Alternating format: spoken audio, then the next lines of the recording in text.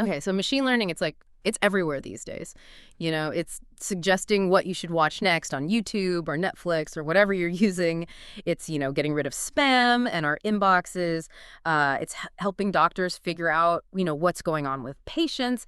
It's amazing, but to be honest, sometimes diving into all the different algorithms in machine learning, it can be kind of overwhelming. Like you're looking into this huge jungle and you don't know where to start. Yeah, you're not wrong. There's a lot of information out there. It's hard to know where to begin. That's why in this deep dive, we're going to give you a compass and a map to help you navigate the world of machine learning libraries. We're going to be looking at some of the big ones, the important ones. Decision trees, random forest, XGBoost, k-nearest neighbors, KNN, support vector machines, SVM, and logistic regression. We're going to go beyond just the basics, though. We're going to make sure that you understand not just what these libraries are, Right. but like when and why you would use one over the other. So first up, let's talk decision trees. I get that they're kind of like flowcharts, right? Like you're splitting up the data based on different features, but like what are they really good at? Where do they really shine? So decision trees are great for interpretability. Yeah, imagine you're a doctor and you're using some model to figure out what's wrong with the patient.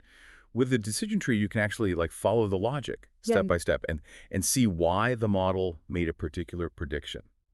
And that can be super important for building trust, especially in fields like healthcare or finance, where you really need to be able to explain why a decision was made. Okay, so it's not just like a black box where you put something in and you get something out. You can actually understand the reasoning behind it. Exactly, yeah. Yeah. But that clarity does come at a cost. Decision trees can be a little too eager to please sometimes. They can get so focused on the training data that they memorize it instead of learning the underlying patterns. It's like a student who aces a test by memorizing all the answers, but they have no idea how to answer a slightly different question. So they get kind of too focused on the specifics. That makes sense. Yeah, that's what we call overfitting. And it can be a real problem when you're trying to make predictions on new data. It's like the model is too specialized, it can't really adapt. And I'm guessing that's where random forest comes in. So if one tree can be a bit overzealous, then maybe a whole forest can balance things out. Yeah, that's the idea. It's like having a committee of experts instead of just one. Each tree in a random forest gets trained on a slightly different subset of the data, and then they all vote on the final prediction. And this helps smooth out the individual quirks and biases of each tree, and it leads to a more robust and reliable model overall. So it's a wisdom of the crowds kind of thing. Precisely, yeah. It's a classic strategy for reducing overfitting and improving accuracy. Fascinating.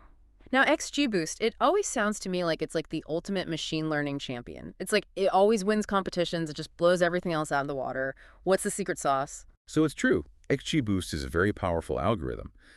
And the magic is really in a technique called gradient boosting. It's a little complex. But the basic idea is to combine multiple weaker models, often decision trees, in a strategic way. Each model learns from the mistakes of the previous ones, focusing on the areas where the model struggled. So it's like a team of detectives, and they're each looking for the clues that the others missed. That's a great analogy.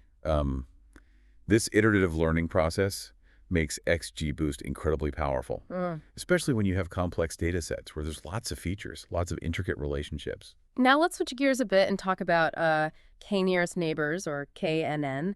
It always struck me as a very intuitive algorithm. It's almost like a common sense approach to classification. It is. Imagine you're trying to figure out what genre a new song belongs to. You might listen to it and think, this sounds a lot like those indie folk songs I love. KNN does something similar. It classifies data points based on how similar they are to known examples in the training data. So it's like judging a book by its cover, but in a good way. You're looking at its closest neighbors. Exactly. It's all about finding those patterns of similarity. And while it is a very simple concept, it can be surprisingly effective, especially when you have data sets with clear clusters or groupings. Okay, that makes sense. Now, support vector machines, SVMs, these always sound a bit more abstract and mysterious to me. What's the core idea there? So think about drawing a line to separate two groups of points on a graph. That's basically what an SVM does, but in a much more sophisticated way. It tries to find the optimal line or hyperplane that maximizes the separation between different categories of data. So it's like slicing and dicing the data to create these clear boundaries. Exactly. And the really cool thing about SVMs is that they can handle data that's not easily separable in a linear way. They can even project the data into a higher dimensional space to find those hidden patterns. Wow, that sounds powerful. Okay, last but not least, logistic regression. I always get tripped up on the name because isn't it for classification, not regression? I know, the name can be misleading. It is definitely used for classification, Hmm. but specifically for predicting the probability of something belonging to one category or another. Think of it like a coin flip. Heads or tails, yes or no. Hmm. Will this customer click on the ad or not? So it's all about those binary decisions. Exactly. And despite its simplicity, logistic regression is a very widely used algorithm. You see it in spam filtering, medical diagnosis, all sorts of things. Okay, I feel like we've already covered so much. Decision trees, random forest, XGBoost, KNN, SVM, and logistic regression. Yeah, and we've just scratched the surface. Hopefully you're starting to get a sense of how many different machine learning libraries are out there. Absolutely. Each one has its strengths, its weaknesses, its ideal use cases, and its quirks. But before we go any deeper, I want to hear from you. Which library are you most interested in? What questions are popping up for you? Think about it, and we'll be back in part 2 to dig even deeper into the nuances of these amazing algorithms. Welcome back. I'm already feeling a lot more confident in navigating the world of machine learning libraries, but I know we've only just kind of dipped our toes in the water, ready to dive a little deeper. Absolutely, yeah. Let's unpack some of these algorithms a little bit more and figure out how to make them work even better. Perfect. I remember we were talking about decision trees and how they can sometimes be prone to overfitting. Are there ways to prevent them from getting too focused on that training data? There are. Think about it like pruning a tree, right? You trim away the excess branches to make the tree healthier and more resilient. And in machine learning, we can do something similar with decision trees. We can strategically remove branches that aren't really contributing much to the overall accuracy of the model. So it's like you're simplifying it to make it more adaptable to new situations. Exactly, yeah. Pruning helps the decision tree generalize better to unseen data, Hmm. which makes it a more reliable predictor in the real world. Now, what about random forest? I know we talked about how you have all these trees and they kind of vote on the final prediction, but how do you make sure they're bringing diverse perspectives and not just kind of echoing each other? That's where the random and random forest comes in. Each tree is trained on a slightly different random subset of the data and a random subset of the features. It's like, giving each tree a slightly different lens Yeah. through which to view the problem. So it's like building a team where everybody has different skills and experience, so you get a more well-rounded solution. Exactly. This randomness helps ensure that the trees learn different patterns. They don't all make the same mistakes. It's a very clever way to boost the accuracy and the robustness of the model. Okay, now for the big leagues, XGBoost. I know it's super powerful, but I've also heard it can be a little finicky to tune. What's that all about? Yeah, so you're right. XGBoost does have a lot of moving parts, and getting the best performance often involves tweaking those parameters.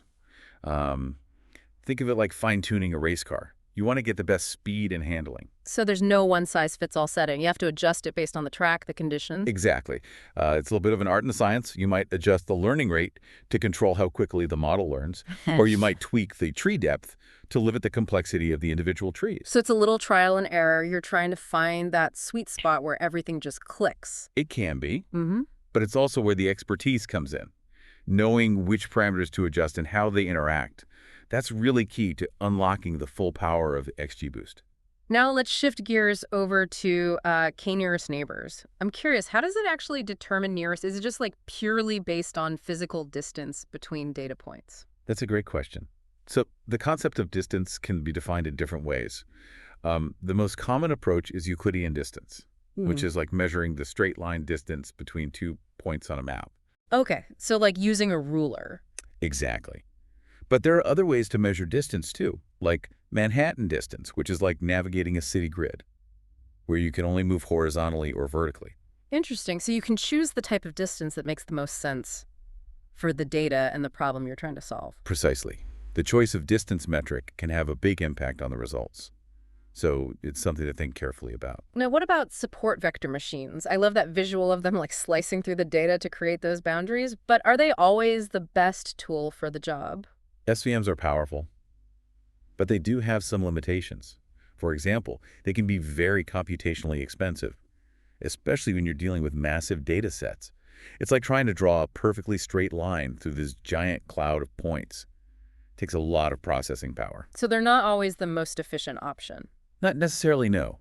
They also require some careful tuning, particularly when it comes to choosing the right kernel function, which is this mathematical function that helps the SVM find those optimal boundaries. So there's more to it than just plug and play. You need a good understanding of what's going on under the hood. That's true for any machine learning algorithm, really. The more you understand the tools, the better you can wield them. Now, I remember you mentioned that logistic regression is often praised for its interpretability. Can you explain what makes it so easy to understand? One of the great things about logistic regression is that it gives you very clear insights into how the different features are influencing the final prediction. It provides these coefficients for each feature, which tell you the strength and the direction of the relationship. So you can actually see which features are pushing the prediction towards a yes or a no. Exactly. And you can also see how much each feature is contributing to the overall probability. This transparency is really valuable, especially when you need to explain the model's reasoning to others. Wow, I'm really starting to appreciate all these nuances. It's like each algorithm has its own personality and its own way of approaching the problem. That's a great way to put it. And understanding those nuances is key to choosing the right tool for the job. Okay, so we've gotten a taste of how these algorithms work, but how do they actually play out in the real world? Can we talk about some specific applications? All right, I'm ready to see these machine learning libraries out in the wild. I know they're everywhere, but can we get specific? Paint me a picture of how these algorithms are actually making a difference. Okay, sure. Let's start with healthcare. So imagine a hospital is using a random forest model to try to predict which patients are most at risk of developing complications after surgery. Okay, so instead of just using general guidelines, they're using data to personalize the care. Exactly. This kind of predictive modeling can help doctors intervene earlier, they can allocate resources more effectively, and ultimately, it can really improve patient outcomes. That's incredible. And I've also heard about machine learning being used to analyze medical images, like X-rays and MRIs. Absolutely.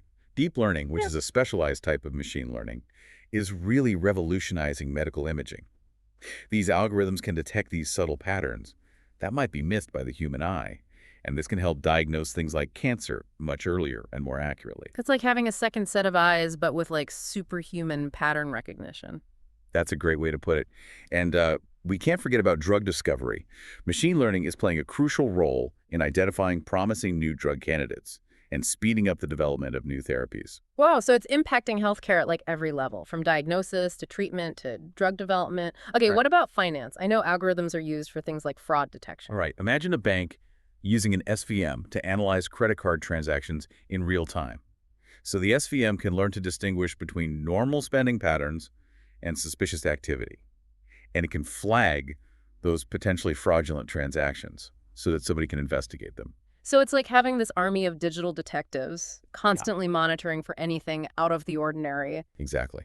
And this kind of real-time fraud detection can save businesses and consumers millions of dollars every year. What about those credit scores that feel like they determine our entire financial fate? Are those powered by machine learning too?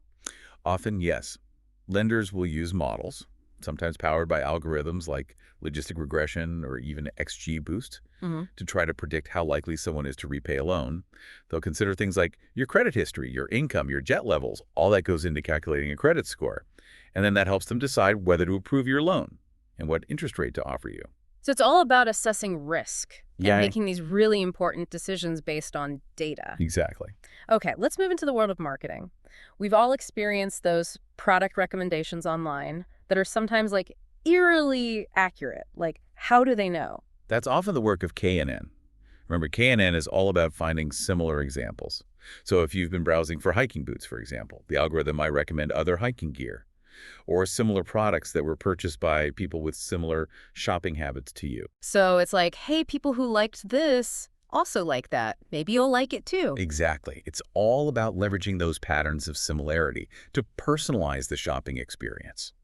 And what about those targeted ads that seem to follow us across the internet? I mean, they're a little creepy, but I guess there's some pretty sophisticated machine learning going on there too. You bet.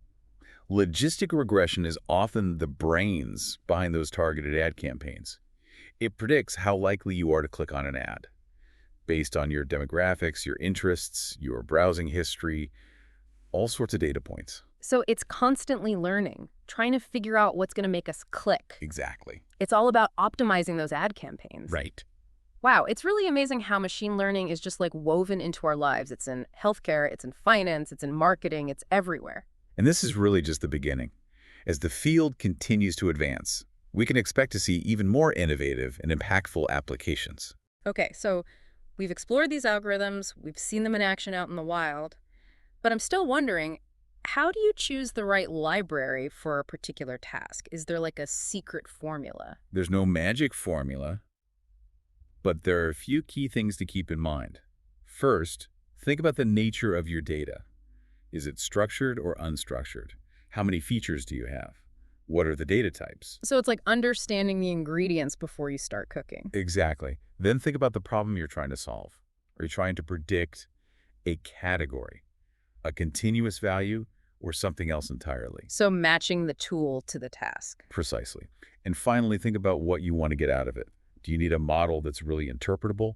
Are you prioritizing speed or accuracy? So it's all about finding that balance. Exactly. And a lot of times it involves some experimentation. You might try a few different algorithms, tweak the parameters a little bit, and see what works best in your particular situation. So it's kind of an iterative process. It is. This has been such a great journey. I feel like I've gone from feeling totally intimidated by machine learning to actually feeling like I can go out there and explore and experiment. That's fantastic to hear. Remember, the best way to learn is by doing. Don't be afraid to dive in, try things out, see what you can create. I'm ready to get my hands dirty. Thanks for being such an awesome guide on this journey. It's been my pleasure. Keep exploring, keep learning, and hey, who knows, maybe you'll be the one developing the next groundbreaking machine learning algorithm. That's a great goal. To everyone listening, thanks for joining us on this deep dive into the world of machine learning libraries. Until next time, keep learning, keep exploring, and keep asking questions.